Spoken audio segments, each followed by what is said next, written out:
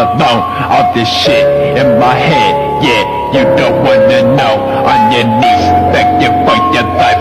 Ain't my 44 till you don't, now you're gone. Knife cutting straight to the fucking bone. Hands full of pills, don't know what the fuck they for. Tell them bitches, but you know the devil can't fuck it. Muy buenos días con todo. Nuestro grupo está conformado por Cristian Barrera, Sebastián Llanza, Francisco Ceballos, Stalin Sánchez y Juan Diego Muisac. Somos estudiantes de la carrera de Derecho y en esta ocasión les damos la bienvenida a un nuevo episodio de nuestro podcast de Derecho Constitucional. Hoy abordaremos el análisis jurídico de un caso emblemático dentro del sistema interamericano de derechos humanos, el cual es Almonacid Arellano y otros versus Chile, cuya sentencia fue dictada por la Corte Interamericana de Derechos Humanos el 26 de septiembre del 2006. En este caso reviste una enorme importancia porque no solo trata sobre la ejecución extrajudicial de Luis Alfredo Almonacid, ocurrida en el contexto de la dictadura militar chilena, sino que también representa un hito en el desarrollo del control de convencionalidad, una figura clave que impone a los jueces nacionales a la obligación de interpretar las leyes internas. Además, la sentencia deja claro que las leyes de amnistía no pueden ser utilizados para proteger la impunidad en casos graves a los derechos humanos y que los estados tienen el deber de investigar, sancionar y reparar estos hechos. Acompáñennos con un análisis sobre este caso. Dicho lo anterior, ¿qué tal si nos comentas un poco desde los principios del suceso? Sí, creo que es importante empezar haciendo un análisis del contexto histórico en el que se desarrolla este caso emblemático. ¿En qué época sucedió? Ya que esto se dio en el 16 de septiembre del 73, justamente cuando empezó la dictadura de Augusto Pinochet, cuando derrocó al expresidente Salvador Allende. Sí, prácticamente lo que ustedes dicen tiene relevancia, ya que fue una época muy complicada para el país mencionado. Chile cruzaba por, en unos tiempos de dictadura. Se dio en esa época el derrocamiento del presidente, como tú mencionas, Allende, a manos de Augusto Pinochet. A raíz de eso ocurrió la muerte, el asesinato y lo que vamos a comentar siguientemente. Justamente esta época de oscuridad está llena de ultrajes, violaciones a los derechos humanos, desde el 73 hasta el 90, la dictadura de Pinochet. Y uno de los principales puntos, o de los momentos históricos que nos da una pequeña visión de cómo fue la ley de amnistía del 1978, donde dio potestad ilimitada a los militares de... ¿cómo se dice? El uso progresivo de la fuerza. El uso progresivo, abusivo de la fuerza, violación de derechos humanos. Justamente creo que es importante determinar la fecha, o sea, la cantidad de tiempo que se demora este caso en llegar a la Corte Interamericana de Derechos Humanos, porque justamente el caso empieza en el 73, pero al fin y al cabo la Corte Interamericana de Derechos Humanos resuelve el 26 de septiembre del 2006. Es un tiempo excesivamente largo, yo creo, para que puedan ser o se pueda realizar justicia. Justamente eso, coméntanos, no sé, Brian, el contexto, o sea, ¿qué te parece? ¿Por qué crees que es importante este caso? ¿Por qué es relevante analizar esta sentencia? Bueno, empecemos mencionando que este caso, si parece sacado de una serie jurídica y de derechos humanos, es muy interesante como tal, debido a en el escenario en el cual sucede este suceso, ¿no? Y como bien mencionaron anteriormente mis compañeros, la cantidad de tiempo que tardó en llegar a la Corte Interamericana de Derechos Humanos. Como bien se sabe, cuando sucede una dictadura dentro de un país, se limitan bastantes derechos fundamentales. Uno de ellos, que está establecido dentro de la Convención de Derechos Humanos, de Interamericana de Derechos Humanos, el artículo 1, es que todo ser humano es considerado persona, sin importar su manera de pensar, su ideología, su religión, su sexo, etc. Y aquí se viola artículo número 1 fundamental porque le matan a este ciudadano por el simple hecho de pensar distinto, de pensar diferente a la ideología que estaba en el poder en aquella época. Esto nos demuestra que los abusos de poder de alguna manera es complicado dentro de un Estado, que se pueden limitar derechos fundamentales, como ya dije anteriormente, y es por ello que es importante fortalecer de alguna manera los derechos que están establecidos en esta Convención Interamericana, y este caso por ende es demasiado importante que también se puede ser utilizado como jurisprudencia en casos similares ante situaciones actuales que pueden suceder. Me parece muy importante y fundamental lo que mencionas en cuanto a la diversidad de ideologías que existe en el mundo. Y no por eso debería ser un acto de discriminación o represión por parte del Estado. Justamente para analizar este caso debemos entender, por ejemplo, la historia y los hechos que sucedieron en cuanto para que suceda y se dé este caso. Coméntanos, Yansa, no sé cómo tú le ves el desarrollo de la historia de este caso.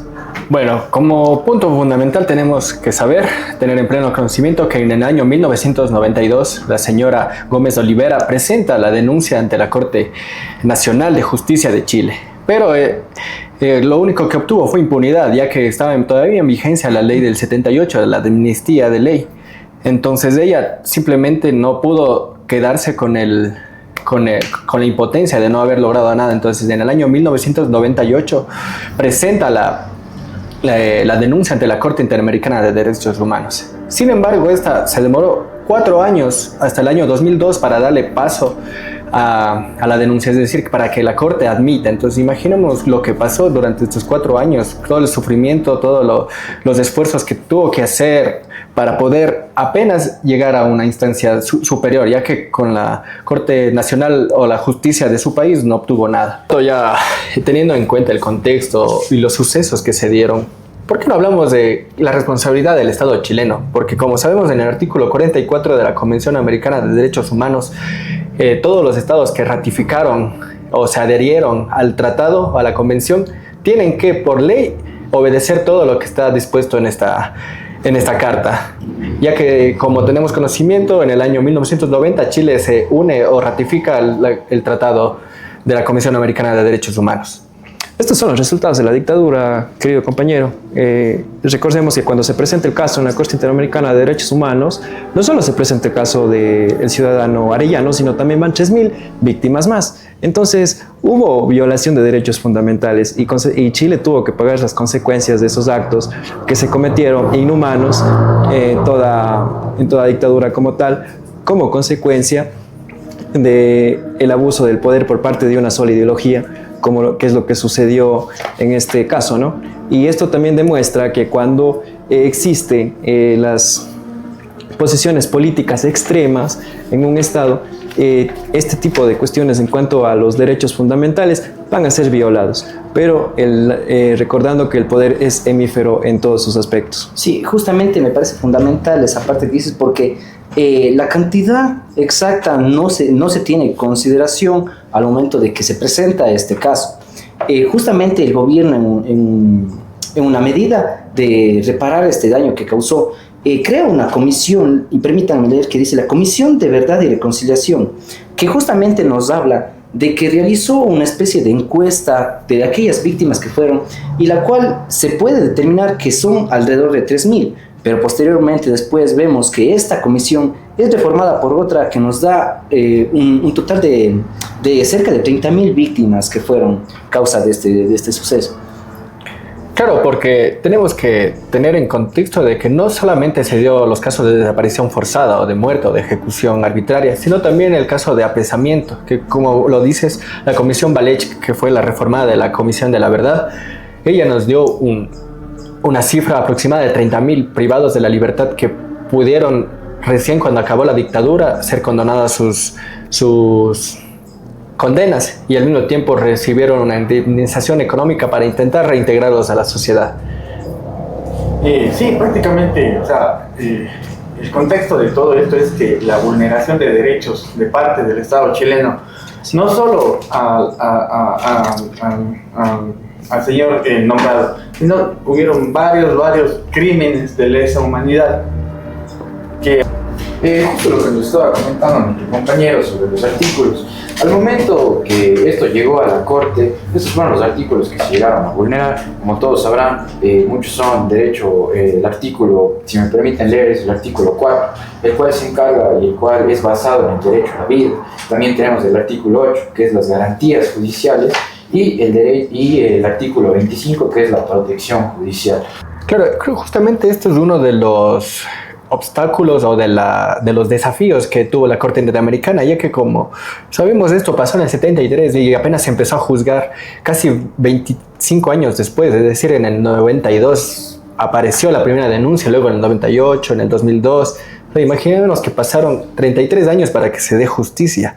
Entonces, teniendo en cuenta la competencia de la Corte, que tiene derecho a juzgar a los estados que se ratifican dentro de un tratado a responder sobre sus actos, pero esto justamente fue uno de los alegatos de la defensa del Estado, diciendo que estos crímenes sucedieron muchos años antes de que Chile ratificara la Convención de Derechos Humanos. Sí. Entonces, digamos que fue un hito para la jurisprudencia de la región. Sí, justamente es fundamental porque en la sentencia mencionan que la adecuación de la legislación interna de Chile debía adecuarse a la convención. Control de constitucionalidad. Exacto, realizar un control de convencionalidad. Justamente que esta herramienta nos permite que la convención nos sirva de instrumento para velar de la seguridad, creo que, de cada uno de los que pertenecemos a un Estado, por el hecho de que no pueden vulnerar nuestros derechos. Como punto final, ¿qué efectos tuvo esta sentencia en el país condenado? Bueno, existieron varios efectos. Por ejemplo, uno de esos es que ya no existe la ley de amnistía de 1978, ya que este se usó para proteger varios derechos que fueron violados. También hubo compensación a las víctimas con dinero. Y también una que fue más importante, que creo que para mí es una de las más importantes, es que todos los jueces chilenos tienen que introducir el control de convencionalidad. Muy bien. Eso nos da paso a qué efectos tuvo, digamos, impacto a nivel regional o en el Ecuador.